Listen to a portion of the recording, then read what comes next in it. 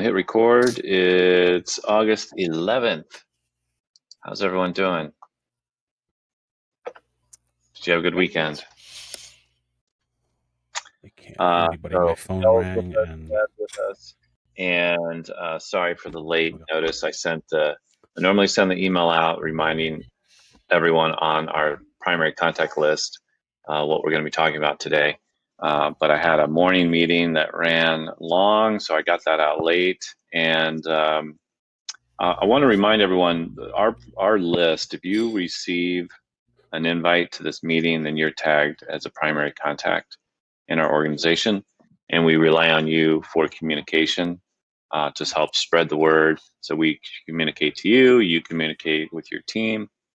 But if you need anyone else to be on that list and get notifications, please let us know, and we can expand who we invite and who we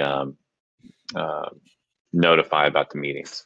So I know in the past we have had people come, join in the middle, come and go, leave, watch the recording later, all that good stuff, and that's all welcome. I'm going to scale back the view here a little bit. Selfishly, more people helps us kind of understand a broader scope of issues, right? And the more diversity we can bring to that conversation, the better, because we don't know everything. And we certainly don't know every single situation. And so it's always helpful selfishly to us to have, sometimes I kind of waiting for some question, that stumps us, because I kind of like those. Yeah, we really do rely on our support desk and our questions and interaction from our clients to feed what we talk about. So today we're going to be talking about going back to the office. And I know it may feel a little premature because there are some companies I've talked to who have no plans to return to the office until next year. So they're not going back the rest of this year. We have other clients who are trying to do what I think is called a soft open. I think that was originally intended for last month and it's been pushed to this month, or maybe it's scheduled for next month. And then I know we're starting to see from some of our corporate clients some communication about offices being open or closed. And in many cases, it's a soft open in the sense that not everyone is going back into the office at the same time. So there's a whole bunch of scenarios. There's no one scenario that I can recommend or that we're seeing. We're seeing all sorts of scenarios. But what I think we all have to be prepared for is if you recall when we all sort of overnight, and when was that anyway? I haven't looked at the calendar. I know there was a specific date where we went from, I think we're going to close the office on Monday to, we went from Monday, we're going to close the office next week to we're closing it tomorrow. And everybody, like across the board, closed the office, sent people home.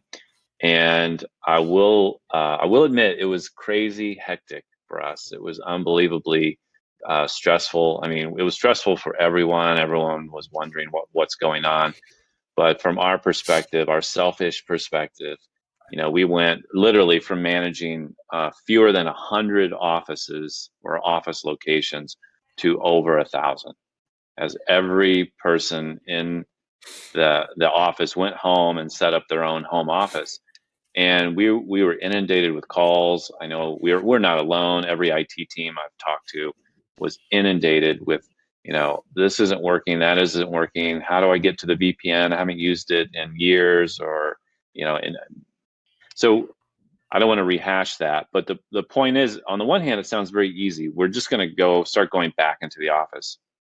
The problem is, what we're hearing is that going back into the office, although it sounds basic, we're going to have similar issues, reverse culture shock going back into the office, where, when someone's in the office every single day, you kind of nudge things back into place as they stop working the way they're expected to work. But when no one's been in the office and now you start to return, you discover that things have changed and things have broken. It doesn't at first make sense because you think, well, we left it in a good state it should still work. But things degrade or they get turned off. Maybe they have troubles turning back on. Printers don't always work as expected because they haven't been used in several months. Wi-Fi, which was working, maybe stopped working for one reason or another. So there are all sorts of things that we have to anticipate. It could be a challenge getting back into the office, and this isn't just me saying that we have to be prepared for this. These are articles that I'm reading as people are going back into the office. The strain that it's put on people to kind of get the office back up and operating. So I just want to kind of throw that out there, and also encourage all of our clients, if you have any type of return to the office plan, please share that with us so that we can be prepared. Maybe we can do some tests. Maybe we can just have a conversation so that we know when people are calling that, hey, they're back in the office. So communication is very important. Before I go on about any of this, Chad, do you want to add in, to that, or Michelle, anything you've seen or heard? Go ahead, Michelle.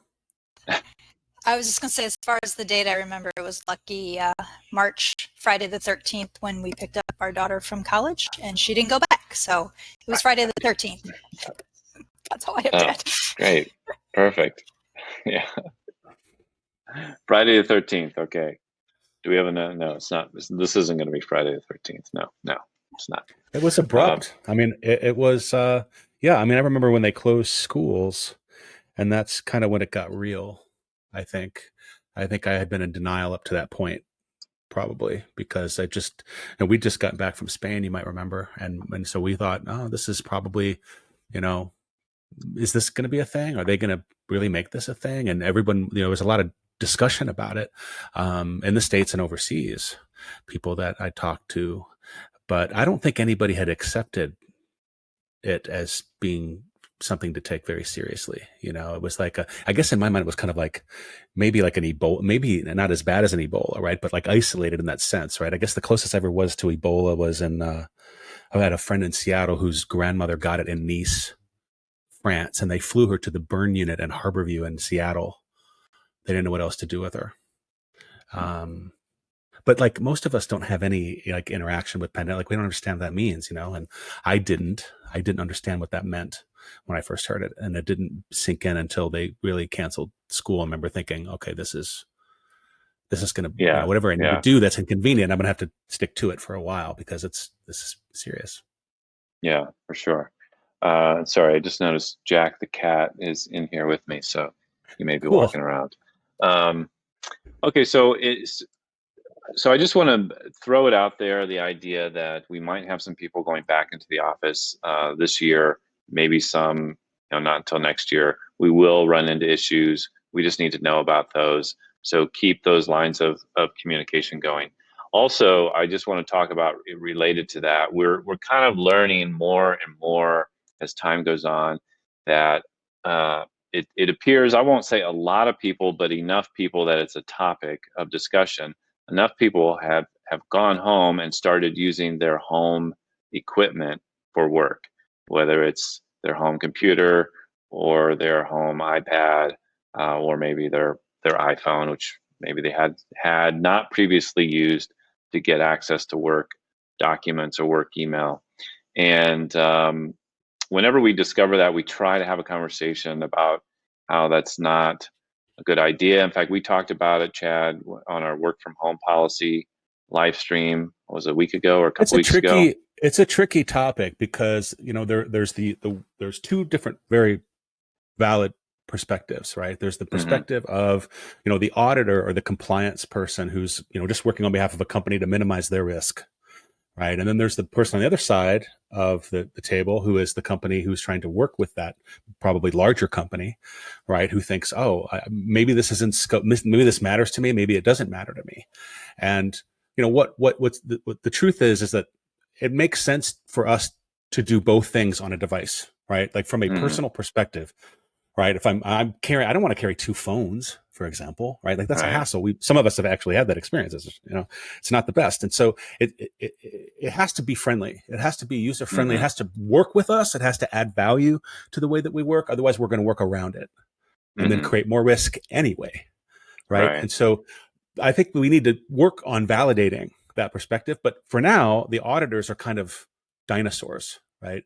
They don't take into account our personal relationships with technology. It's moved faster than policy can keep up, quite honestly. And unfortunately, that's we got to deal with that. So I spend a fair amount of my time in meetings with these large security teams from these companies we all know and love, or hate, as the case may be, whatever. And it's always the same, right? It's always trying to find that balance of like, well, what matters to us? What is our threat model? Is it relevant to us? Does it matter? Like am I a Jeff Bezos? Well, my threat model is a little bit different than if I'm me, right? Yeah. So there's a little bit of finesse involved in it, right? Right. Yeah, and I don't think it's fair to say you should never allow it. What we try to There are do. ways. It's just that I think the auditors don't understand there are ways like that we do, right? We like MDM management, right? Profiles to allow people Yeah. to safely and kind of safely in isolation access their work email. So it's not mingling with other stuff on their personal device, right? But they just don't understand that yet. And so the policies and the understanding hasn't caught up with like the way we do things, right? We would absolutely like to help companies, enable that for their people, but there's a way to go about that and it's intentional. It requires some intention, right? Yeah, and I think that's where my concern is. A lot of people are doing this because they're not aware of the risk, Right. and Yep. so we don't know, if they're taking any precautions on that home device or personally owned device to protect themselves and the business. So we need to start with awareness. And Chad and I were just on a call this morning where we talked about building awareness. It was an awareness. It was a custom awareness building webinar for a client, and then That we do a couple times a year, and it never fails, right? That it is our biggest challenge. Yeah. Where resilience is behavioral. It's not technology really. It's just habits. And we work really hard at it, don't we, Ben? It's not easy to even shape our own. I'm talking about us. Like we work to shape our habits and, forget around, our clients in a way that it takes a lot of intention, a lot of care to do it. It's not easy. So we know what we're asking you to do. I know it's not always awesome. That's why we're grateful for your time. Thanks for listening. And getting back to that point is building awareness, whether it's a one-to-one or one-to-many or a custom webinar, or getting the online security awareness videos, which we also talked about. And just as a reminder, if any client does not have a security awareness training program, even the most basic, once or twice a year with some supplemental online videos, that's what we do. You really should look into that or contact us, because it's very affordable and easy to do today. It's just a matter of doing it. And that's where I'm trying to get the word out, and that's where communication is one of our core values. Trying to work better at communicating, and trying to have these live streams so that we can get the word out. That you do want to communicate with your team about the threat of using a personal owned device for business, and having a framework around that says whether you can do that or you can't do that, and how you can do it safely. And the framework, as we've talked about, Chad, is often goes back to those policies, right? And policy, at least in our world, can be very confusing. We have computer policies, which are sometimes automated and enforced. I could say this device must have an 8-character passcode, let's say. And once that security policy is applied to that device, you cannot change that requirement. But there are lots of things that we cannot control that way, nor do we want to control that way. And that's where a written policy comes into place.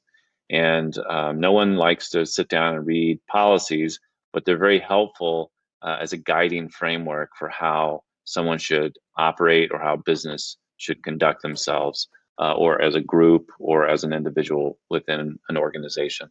So, policies are very satisfying in the sense that, okay, yes, we have a policy. It says we can do this and we can't do that. And we know it's never going to be perfect and the world changes every day.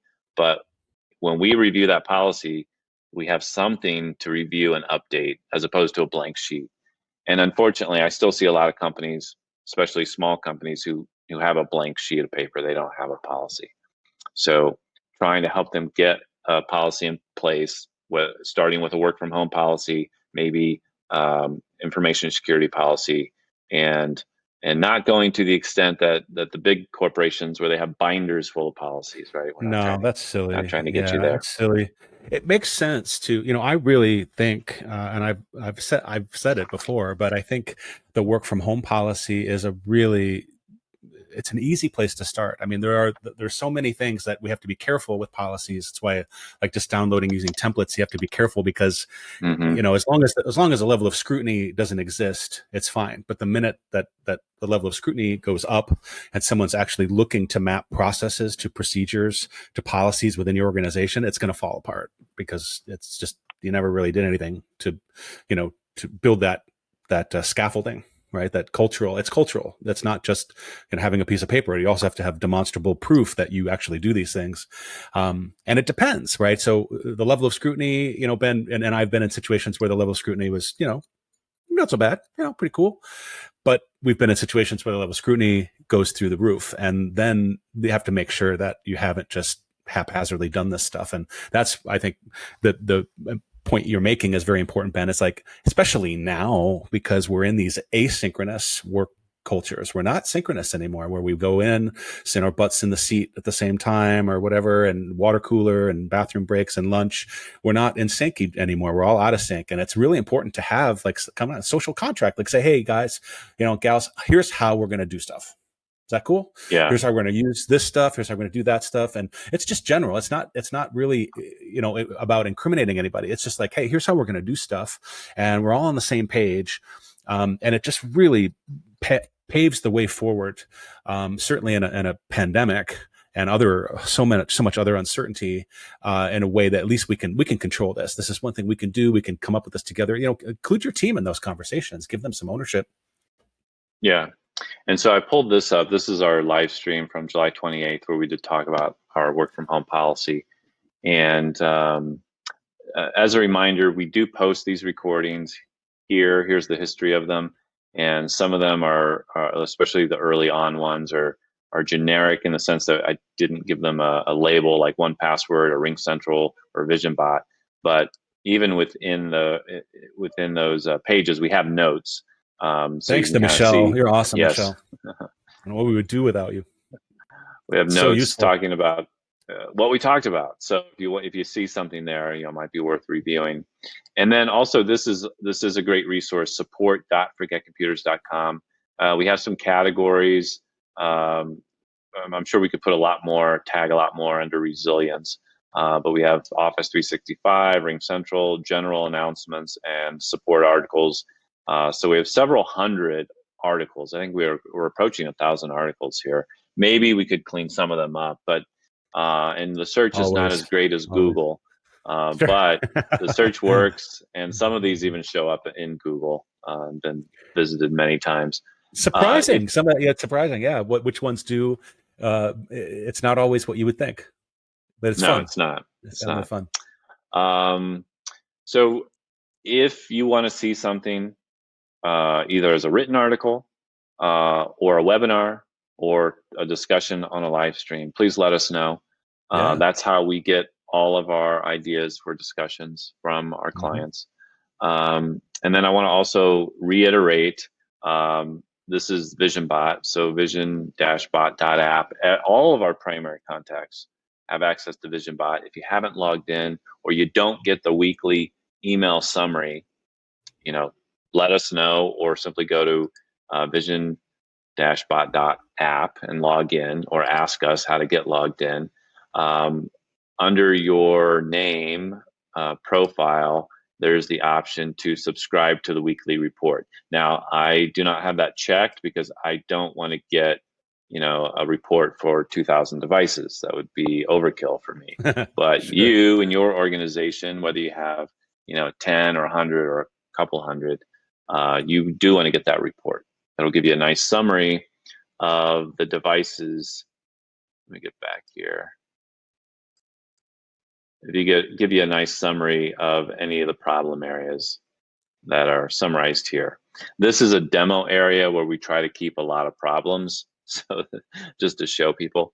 But the latest thing, you've heard me say it before, is this endpoint protection.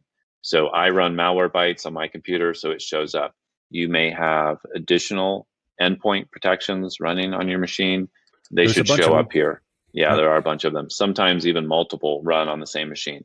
So if you're not seeing your endpoint protection, or rather your endpoint protection is blank, let us know, because today it's pretty much a standard, right, Chad, that we want to have something running on that device. And yeah, it's pretty unavoidable. And Macs used to be immune, right? We enjoyed that for a while, but it's Intel. And when they're moving to an ARM processor here, you're going to start hearing people talk about ARMs. It's not like ARMsies that go in our sleeveys. It's like ARM. It's a different architecture, and that'll bring some pros and cons too. But in the meantime, Intel makes the PC processors and Intel makes the Apple processors. And so we're all susceptible to the same kind of stuff. And so endpoint protection is the new antivirus. Antivirus doesn't work so well anymore. It wasn't heuristic enough, so to speak. If you know what heuristics are, I guess that's maybe a 50-cent word, but the new endpoint protection is mo better. So get it if you don't have it. Yeah. And I must say, we put off installing this on machines for a very long time. Because, to your point, Chad, we just weren't seeing a need for it. Over the past several years, past recent few years, that has changed. And I would say today, we have several hundred of our clients running Malwarebytes, and every single time we roll it out at an office, it finds stuff that nobody brought to our attention, that we didn't see, that we had no idea was there. And some of it is innocent in the sense that it's just annoying. It may not Adware, be, yeah, it may stuff not be like that. nefarious, but it's annoying because it has pop-ups. It's driving you to click things to drive ad revenue. But people just didn't think it was anything but normal. So once we get that removed, their machine operates much more smoothly. It's a better experience. It's faster, and there's less at risk because the bad guys aren't, they're not enterprising. They're lazy. They're looking for the least path of least resistance, and they're starting to use PEPs and pups and adware and all this other stuff as like entry points. They're like, oh, someone's already done this much of the work. I'm just gonna, why do I need to reinvent the wheel? I'm gonna capitalize on that. So we want to minimize all of this stuff all the time as quickly as we can. And so that's the message that is worth transmitting is, time to discovery of an issue is maybe more important than, anything else. And that helps us. It's a big help to us. Yeah. So I just wanted, this is what we use, but obviously there are other tools out there and your organization might use something else. But if you're not running anything, let us know. We can help you evaluate if Malwarebytes is appropriate for your office. And we can even do a trial where we run it for 14 days. If your office is clean, I've yet to see a 100% clean office, but if your office is clean, maybe you don't need it today. But we certainly run it on our machines, and we're encouraging our clients to run it as well. Okay, so I think that's going to wrap it up for today, unless we do have questions, unless we do have some more topics. I just wanted to talk about preparing to go back into the office and what we might expect. Please let us know when you decide to go back into the office, even if it's a soft open. I wanted to reiterate the resources we have here and the endpoint protection. Anything else that's kind of top of the list right now? That's a lot. That's a lot. No locusts, nor tornado. What was the tornado like downtown yesterday? Oh, the Durango, or what do they call it? What was it called? Derecho. Derecho. That means straight in Spanish. Yes. Okay. What was that like? What was that like for you guys? It was kind of anticlimactic here. Yeah. It was short-lived, which was great, but it was pretty intense for a couple minutes. I wouldn't want to be outside. Yeah. A lot of hail, strong winds, but only for about 20 minutes. And then it was done. Big hail, small hail? That's right. There was hail. Yeah. There was hail. Medium? That's not too bad. Not too bad. That's cool. That's good. It was interesting. That was good. So can you guys still hear me? I lost one of my, I ran out of battery on one of my AirPods. So I've used it all morning. So it was interesting. It was raining so hard and in one direction, as you said, what straight line. Yeah. We look out onto the street corner, and there was one section of sidewalk near the corner of the building that was still dry because like everything Wild. was soaked, and literally you would have gotten soaked like instantly if you had stepped outside. But if you had stood in that one corner next to the building, like a 6-foot radius around the corner, you could have remained protected. It was kind of weird. Sweet. Yeah. Sweet. I should have got a photo of that. That's cool.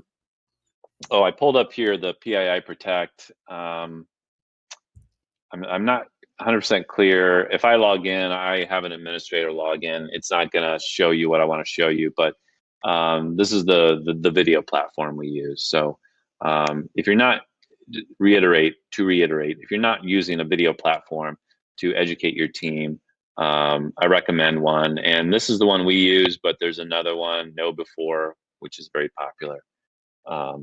Which you can And also expensive. subscribe It's pretty to. expensive. But the how do you say, I don't know. I'm still a fan. I think PII Protect, from a selfish perspective, I mean, the production values aren't awesome, right? But I think that they definitely cover the basics, and they're quick, and I like the format. I think it's accessible. Like, it's the least annoying, like some of these other platforms, there's just so many like other annoying things about them. Maybe the content's great and the production values are awesome, but something about it is just kludgy, and with PI Protect, it's just pretty, it's pretty straightforward, and it's cost effective. That's important too. Yeah, that's why we like it. It's cost effective, and the videos are short and sweet. And we can also do the phishing campaigns, which are nice. And if you're not doing phishing campaigns, that's another level of defense that you can have in your toolkit to educate your team. Dark and web then it also scans are has popular. What's that? The dark web scans are popular. Yeah, and then it has a dark web scan, which sounds really cool, but it's not that exciting. Just just looks and sees if your email's been compromised. And once again, everybody, myself included, has compromised email accounts. You can't do anything about that. I mean, you can try to help protect yourself, but you can't really protect yourself from LinkedIn getting hacked, or Adobe getting hacked, or whoever it is not protecting your data. So, okay, we'll wrap it up. Thank you, everyone. We'll see you next week, and enjoy the rest of summer. Yeah. Okay. Bye. That's insane. It's already over. Oh, I know.